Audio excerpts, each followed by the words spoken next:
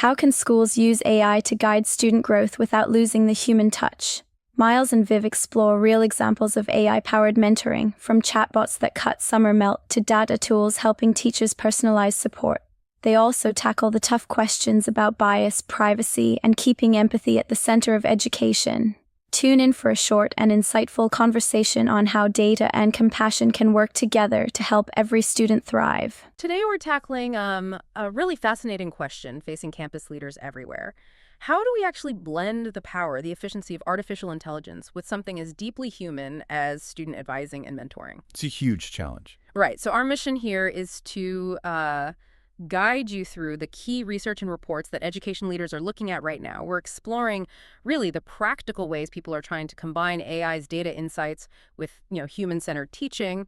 And crucially, how do we keep empathy, trust, and student agency front and center when algorithms are involved? And what's really interesting in the sources is how they frame this core tension. You've got AI promising personalization, efficiency, things we absolutely need for tomorrow's challenges. Yeah. But then mentorship, it's built on warmth, intuition, trust, guidance. It's fundamentally relational. So the word that keeps coming up again and again is augmentation. AI should amplify the mentor, not replace the human connection. Augmentation, not replacement. Okay, let's unpack this then.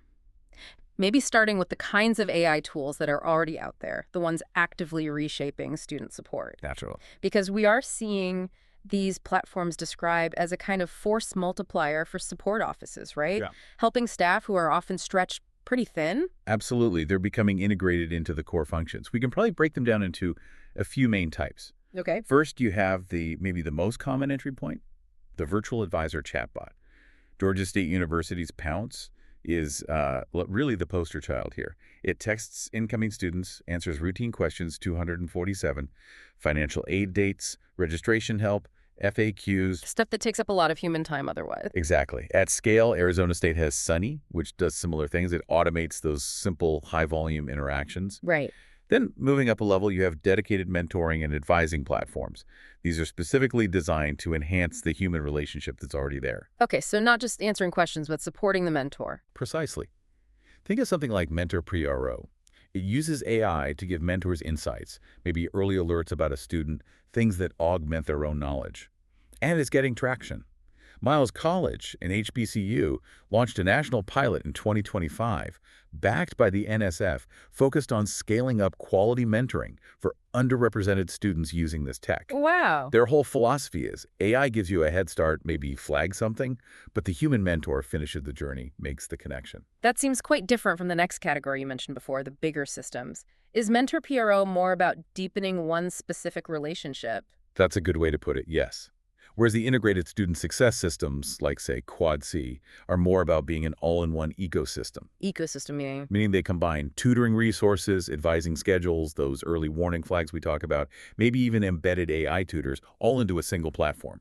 So the advisor isn't juggling 5 different logins to get the full picture of one student. Exactly. Consolidates the data streams. And then there are tools that aren't strictly advising, but sort of play a mentoring role, like personalized learning assistants. Yeah, precisely.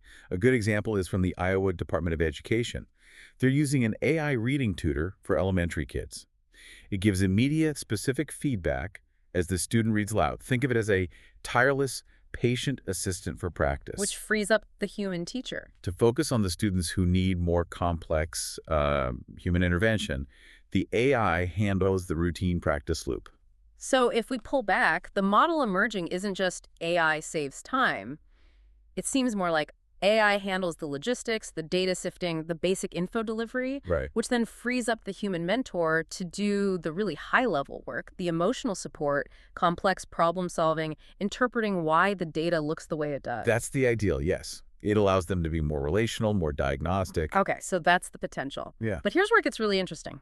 Let's talk about the impact. What are the measurable results when this actually works in practice? Well, Georgia State's Pounce chatbot provides probably the most studied example of scaling guidance effectively. They specifically targeted summer melt. You know, that heartbreaking situation where students get accepted, fully intend to come.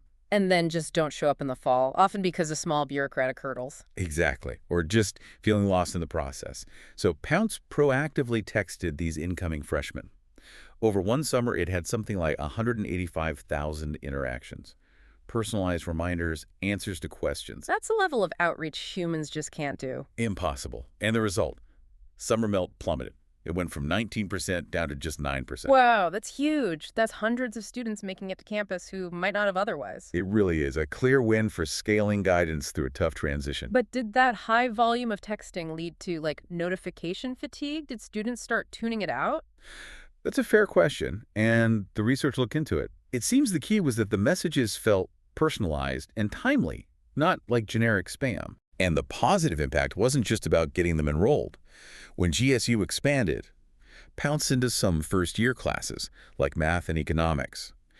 Research from Brown University found something interesting. Students getting these tailored nudges about assignments. Study tips were significantly more likely to get a B or higher. And less likely to drop the course. And less likely to drop. So it impacts persistence and success, too. Which connects directly to the equity piece, doesn't it? Absolutely. This comes up constantly in the source materials.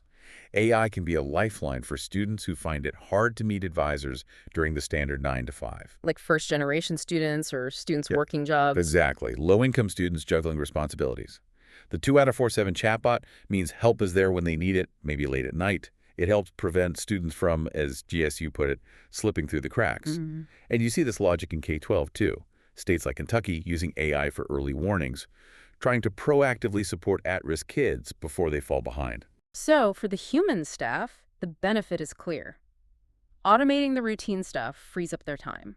They move from being, FAQ answers or data checkers Right. to focusing that precious time on the really high-impact person-to-person work, listening, empathy, complex guidance. That's the goal. But, and this is a big but, while the benefits are clear, the sources are also full of cautions. AI is definitely not a magic bullet. Okay, so what are the big limitations and risks we need to keep in mind? Well, first, there's accuracy and over-reliance. Yeah. Even the best AI today lacks true contextual understanding, nuance. It can give answers that sound plausible but are superficial or just plain wrong, especially for complex, non-standard questions. And if students just take the AI's word for it, You risk surface-level learning, as some sources call it. They get an answer without really thinking critically or digging deeper. It can discourage inquiry. okay, accuracy is one thing. What about fairness? That's probably the biggest ethical minefield. Bias and fairness. AI models learn from data, and if that data reflects historical biases, The AI will learn and potentially amplify those biases. precisely, and at scale. There was a really stark warning from Wisconsin. They had an algorithm trying to predict student dropouts. Turns out it was wrong almost 3/4 of the time. 75% wrong. Wow. Yeah.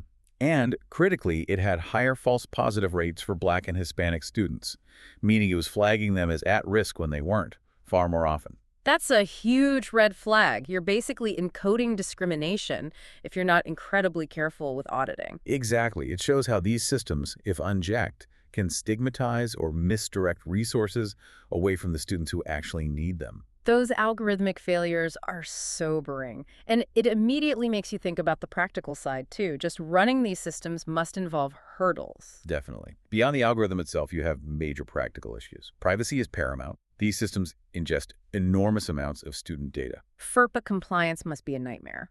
It requires rigorous protocols.